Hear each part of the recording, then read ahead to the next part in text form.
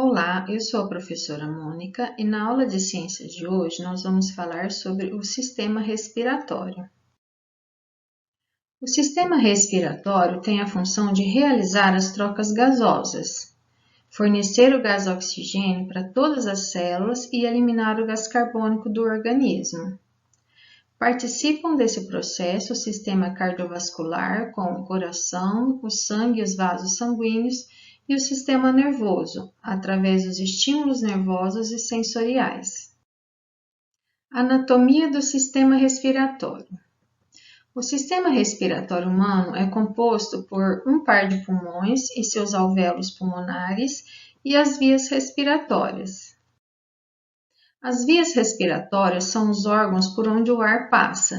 Ela é constituída pela cavidade nasal, a faringe, que é constituída por nasofaringe, orofaringe e hipofaringe, a laringe, a traqueia, brônquios e os bronquíolos.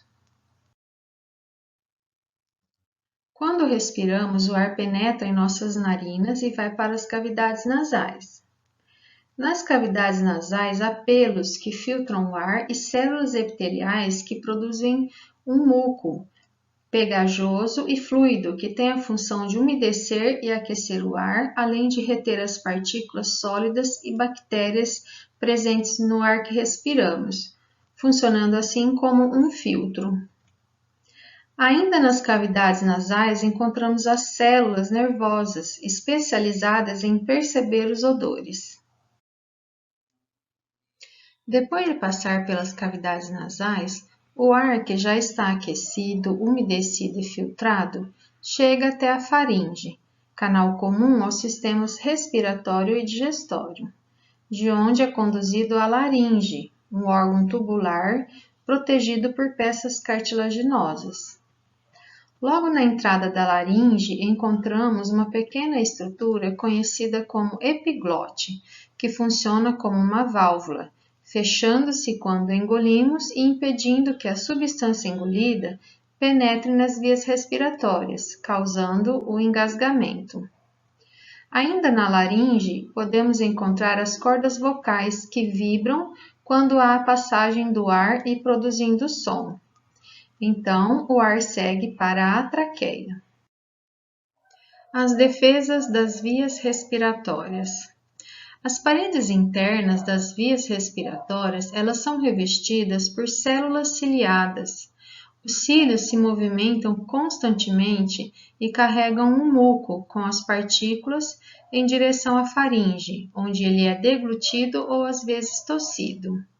Dessa forma, as partículas de sujeira elas são removidas, protegendo os pulmões. Agora vamos falar sobre a traqueia. A traqueia é um órgão tubular cilíndrico e cartilaginoso, localizado entre a laringe e os brônquios, que faz parte do sistema respiratório. Mede em torno de 12 a 15 centímetros de comprimento e tem cerca de 1,5 cm de diâmetro. Ela se ramifica em brônquios direito e esquerdo, e já dentro dos pulmões, estes se ramificam em tubos cada vez mais finos, os bronquíolos, que acabam em pequenas bolsas, os alvéolos pulmonares. Então, aqui do lado a gente tem a imagem desses alvéolos pulmonares e dos brônquios e os bronquíolos. A função da traqueia.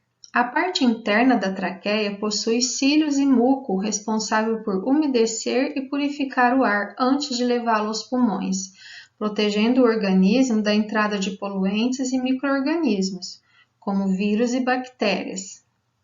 Sua função é filtrar, umedecer e aquecer o ar para conduzi-los aos pulmões. Os pulmões. Eles são órgãos esponjosos com capacidade elástica. O pulmão direito é ligeiramente maior que o esquerdo, porque da parte esquerda fica alojado o coração, nesse espaço conhecido como mediastino. Ocupando quase toda a caixa torácica, os pulmões têm aproximadamente 25 centímetros de altura e pesam em torno de 700 gramas. Possui uma membrana chamada pleura, que os reveste tanto interna quanto externamente e tem a função de proteger e participam também da ventilação pulmonar. Possuem em seu interior mais ou menos uns 600 milhões de alvéolos pulmonares, onde ocorrem as trocas gasosas. Os alvéolos pulmonares são estruturas com formato de cacho de uva, formados por apenas uma camada de células achatadas, recobertas por capilares sanguíneos. Nessas estruturas ocorre hematose, processo onde o gás oxigênio presente nos alvéolos difunde-se para os capilares, penetrando nas hemácias. Aqui ao lado a gente pode ver a imagem dos alvéolos com formato de cacho de uva, revestidos aqui pelos capilares sanguíneos. Nessa outra imagem ao lado, a gente vê esse formato cilíndrico representando o alvéolo e as trocas gasosas ocorrendo aqui entre o capilar sanguíneo e o alvéolo pulmonar. O ar que se encontra dentro dos pulmões é constantemente renovado a fim de garantir sempre o gás oxigênio nos capilares sanguíneos que circundam os alvéolos pulmonares. Essa constante renovação do ar é chamada de ventilação pulmonar. Ela depende principalmente dos músculos intercostais, dos peitorais e de um músculo horizontal, o diafragma, músculo que divide o tórax da cavidade abdominal. Os pulmões eles trabalham com a participação dos músculos e por diferença de pressão interna dos pulmões e externa do meio ambiente. Aqui nós temos o esquema da ventilação pulmonar, ou como conhecemos como movimentos respiratórios. Na inspiração, o diafragma contrai-se e baixa. Os músculos intercostais eles contraem-se e elevam as costelas. O volume da caixa torácica aumenta. Os pulmões distendem-se e a pressão dentro dos pulmões diminui relativamente em relação à pressão atmosférica.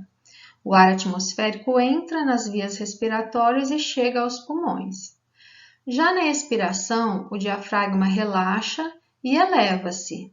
Os músculos intercostais relaxam e baixam as costelas, e o volume da caixa torácica diminui. Os pulmões eles se contraem. A pressão dentro dos pulmões aumenta em relação à pressão atmosférica. O ar que se encontra nos pulmões sai para o exterior, passando pelas vias respiratórias. Todo esse processo da ventilação pulmonar, ele acontece devido ao comportamento dos gases na atmosfera. Os gases, eles tendem a sair do local onde a pressão é maior e se deslocarem para um local onde a pressão está menor. Isso tudo em função de um equilíbrio. Então, a ventilação pulmonar, essas trocas gasosas, elas acontecem de uma forma passiva, exatamente pelo deslocamento do ar aí nos locais por diferenças de pressão. Então, nós vamos agora ver o controle respiratório. Como que a gente mantém esse controle? Então, a respiração ela pode ser controlada até um certo ponto, sendo possível parar de respirar por alguns minutos ou mais. Porém, após um certo tempo, ela passa a ser comandada por um centro nervoso, localizado acima da medula espinal, que é o centro respiratório. Então, dessa forma, o sistema respiratório, o sistema circulatório e o sistema nervoso, eles agem de forma conjunta, um complementando o trabalho do outro, para que não falte oxigênio em todas as nossas células. Então, se a gente insistir no processo de não querer respirar, a gente perde a consciência e o centro respiratório toma o controle da situação. Algumas células sensoriais, elas estão localizadas em nossas artérias e elas percebem um excesso de gás carbônico que não foi eliminado no sangue e enviam um estímulo ao centro respiratório. Ele responde com impulsos nervosos que causam a contração dos músculos intercostais e do diafragma, aumentando o ritmo respiratório e a ventilação pulmonar. Isso também ocorre quando praticamos uma atividade física intensa e o consumo excessivo de energia acaba produzindo mais gás carbônico ainda. Agora nós vamos falar sobre o caminho do ar até que ele chegue aos pulmões e ocorram as trocas gasosas. Através da inspiração, o ar entra pelas cavidades nasais, onde ele é filtrado e aquecido. Passa pela faringe, órgão em comum com o aparelho digestório, onde o ar é filtrado e aquecido. Segue então em direção à laringe e à traqueia, que se ramifica em brônquios e bronquíolos até chegar nos alvéolos pulmonares, localizados dentro dos pulmões. Nos alvéolos ocorrem as trocas gasosas entre o ar do pulmão e o sangue que está passando pelos capilares. Esse processo é chamado de hematose. A hematose é um processo químico que ocorre por difusão. O componente que estiver em maior concentração passa de forma passiva para o local onde a concentração desse componente está em menor quantidade. Aqui nós temos a estrutura do alvéolo capilar e como ele é por dentro, aqui a camada de célula, uma fina camada de células que circunda cada capilar. Agora nós vamos falar sobre o processo da hematose. O sangue com gás carbônico trazido pelo sistema circulatório, ele chega aos alvéolos pulmonares através dos capilares sanguíneos. Ele está representado aqui no esquema pela cor azul. Os alvéolos estão com uma concentração baixa de gás carbônico e elevada de gás oxigênio, devido à inspiração do ar. Então, ocorre a difusão dos gases. O gás carbônico ele sai dos capilares sanguíneos e vai para o interior dos alvéolos, onde a sua concentração é menor. E o oxigênio ele sai dos alvéolos e vai para os capilares, onde a sua concentração está menor. Então, o sangue retorna para o coração, onde será bombeado para todo o organismo, oferecendo novamente o gás oxigênio para todas as células, recolhendo delas o gás carbônico, para que ele seja eliminado através da expiração. O papel do ciclo cardíaco e o sistema respiratório. O gás oxigênio é levado a todas as partes do corpo através do ciclo cardíaco. Aqui no esquema ao lado está representado na cor azul o sangue contendo gás carbônico, chamado sangue venoso, e na cor vermelha o sangue arterial contendo gás oxigênio. As células elas usam o gás oxigênio para a produção de energia em uma reação chamada metabolismo basal, que é uma reação para a manutenção da própria vida e para a produção de novas células. Essa reação ela tem como resultado algumas substâncias que precisam ser eliminadas, e o gás carbônico é uma delas. Então, o sangue retorna aos pulmões, trazendo o gás carbônico, que será eliminado do organismo através da expiração. Então, o ciclo cardíaco permite a movimentação do sangue pelo corpo todo, retornando aos pulmões para que as trocas gasosas sejam realizadas. Agora nós vamos falar sobre algumas sugestões para manter o sistema respiratório saudável. E a primeira delas é inspirar pelo nariz, porque no nariz nós temos sistemas de defesa, que são os pelos e o muco, onde o ar vai ser filtrado, aquecido e umidificado, para que ele chegue nos pulmões nas condições ideais.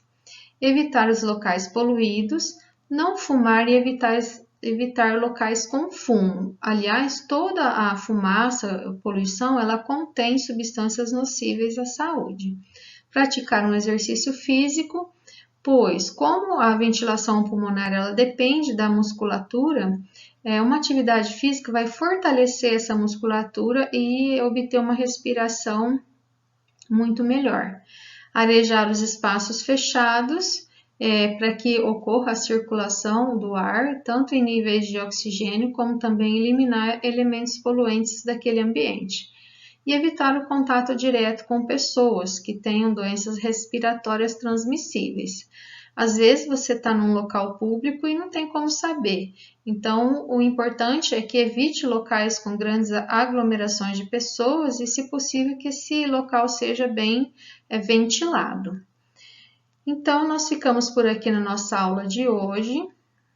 Eu desejo a vocês bons estudos e nos vemos na nossa próxima aula.